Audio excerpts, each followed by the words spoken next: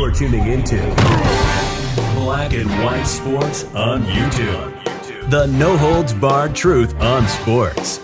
The main event starts now. All right, Black and White Sports supporters, let's talk about Caitlin Clark and what it is she is doing for the WNBA and exactly making the point why so many people are telling some of these ladies in the WNBA, you are not moving the needle. It is Caitlin Clark, and quit hating on her because you're going to greatly benefit from it if you actually just sit down and shut up.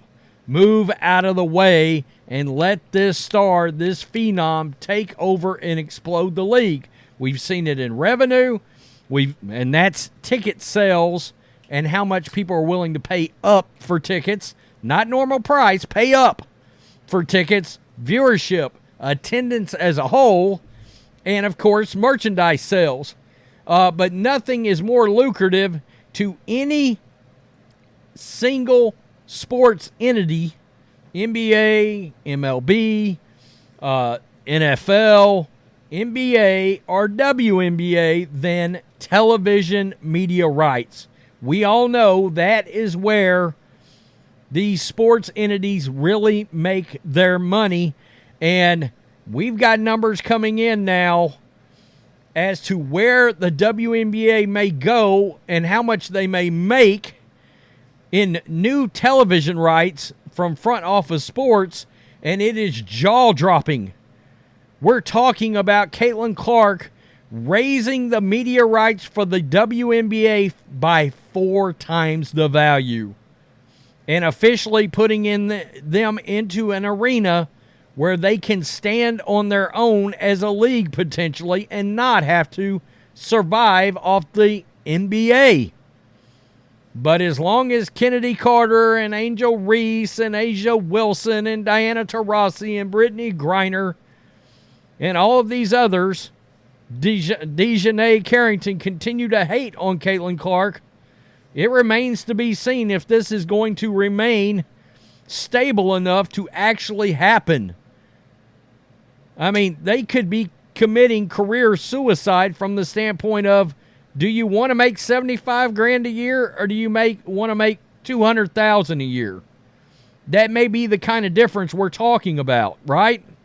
So, let's get to this. The WNBA could quadruple its media rights fees to $240 million annually. And you see this, Caitlin Clark is lighting up the WNBA just as the league negotiates a new rights deal. I mean, what this girl is doing for this league is unbelievable. And I'm going to show you some numbers here in a minute. It's wild, but men are overwhelmingly supporting Caitlin Clark. What's odd, the number on women is pretty jaw-droppingly low. So I don't know what it is about Caitlin Clark. In some circles, women just don't like her very much, and I can't really figure out why. I don't know what those demographics break down to. I really don't, and I don't get it. So Caitlin Clark is a force multiplier for attendance, TV ratings, and now WNBA media fees. This is going to be big. Riding the wave that crested with Clark, the WNBA could quadruple its annual rights payout from TV partners, sources tell Front Office Sports. The 12-team Women's Basketball League currently draws a comically low $60 million per year from its TV and streaming deals with Disney, Amazon Prime Video, CBS, and ION. Under the new long-term agreements being negotiated, the WNBA could boost its annual payout to $240 million. Sources tell Michael McCarthy of Front Office Sports. The NBA, which owns more than 50% of the 28-year-old league, is leading WNBA media rights talks as part of its larger negotiation for $75 billion in a long-term media rights going through 2030s. The quote, the NBA is soliciting One total bid from media companies that does not separate the values of NBA and WNBA rights, according to people familiar with the process. And some media companies involved in the bidding are not assigning a specific figure to the WNBA rights, according to the Washington Post. That means the NBA's massive deal could be rocket fuel for the WNBA, or that the WNBA's increased popularity is more of an afterthought. It could also be a bit of both. My take, there's no way the fast-growing WNBA will allow itself to be an afterthought this go-around. Those days are over. The rights fees are the financial lifeblood of sports leagues. If the WNBA doesn't get the figure it wants, it has reserved the right to seek its own separate media deal outside the purview of the NBA. Very interesting. Timing is important during negotiations. Right now, Caitlin Clark is the most talked about, most debated athlete in America. The media loves her.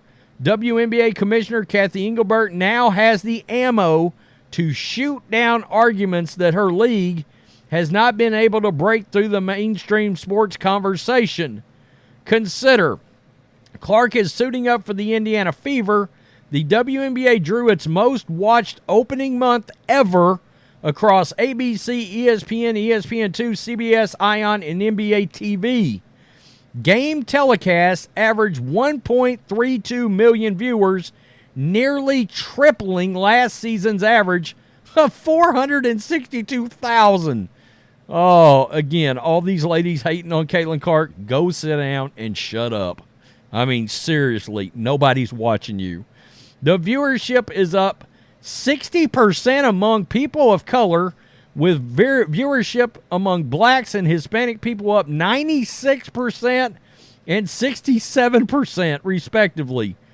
At the live gate, the WNBA posted its highest attended opening month in 26 years, with 400,000 fans attending live games through the end of May. Did we mention the sale of WNBA branded merchandise rolled 236% from last year? Wow. And it goes on to say, I'm shaking my head at the USA basketball's unforced error of leaving WNBA number 1 overall draft pick off the Team USA roster for the Paris Olympics. Clark is the third most positively perceived active basketball player in the U.S., behind only LeBron James and Steph Curry. 1/3 of all WNBA attendance this year has been for Caitlin Clark games. Wow. So, let's go to this. This is a YouGov survey, and it's pretty amazing what Caitlin Clark's doing. According to YouGov profiles, Caitlin Clark received a positive rating from 42% of U.S. adults, making her a notable figure among both male and female fans. Among men, 49% view her positively, while women are at 33%. What is the deal with women and this snarkiness towards Caitlin Clark? I don't get it. This places her in a strong position, especially considering the competition. LeBron James and Steph Curry topped the list with 50% and 47% overall. Clark, however, outperformed other well-known players like Kevin Durant, who had a 40%, and Nikola Jokic, who had a 31%. What's interesting, if you look at this, the red is male, okay? Male viewers, right? What's interesting is LeBron's at 51, Steph's at 51, and Caitlin Clark's right behind them at 49 among men. Right behind. So it's this women that are bringing this number way down. That's crazy. That's some cattiness if I've ever seen it. That's pretty wild. But we keep saying she can explode this league and everybody can make a lot more money. $240 million a year from a media rights deal, potentially, because the WNBA reserves the right to tell the NBA to bleep off, which is kind of ironic when you consider they've kept them afloat. But now that they realize, hey, we're getting real viewership, we're getting viewership on par with regular season NBA games. NBA games. When you draw over 1 million, you're officially in NBA territory.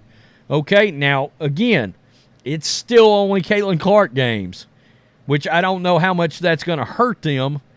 But going from 60 million to 240 million is a massive, massive revenue influx leap for this league.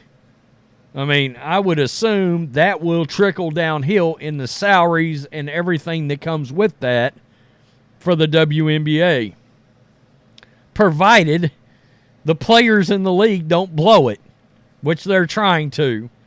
It's unbelievable. Tell me what you think. Peace. I'm out. Till next time. Thanks for watching the show. Be sure to like, comment, and subscribe. Be sure to tune in next time on Black and White Sports.